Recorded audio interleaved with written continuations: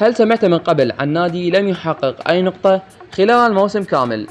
نادي دوفر أثلتيك.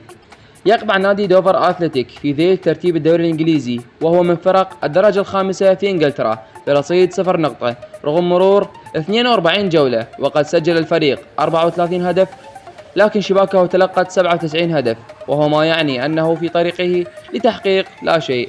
وأشارت تقارير صحفية إلى أن هذه الوضعية الغريبة نتجت عن خصم 12 نقطة من رصيد الفريق بداية الدوري بسبب عقوبات من الموسم الماضي، وقد تمكن بالفعل من تحقيق انتصارين و6 تعادلات، وهو ما يعادل 12 نقطة المخصومة منه، وبالتالي قد عادت حصيلته إلى البداية وهي 0 نقطة.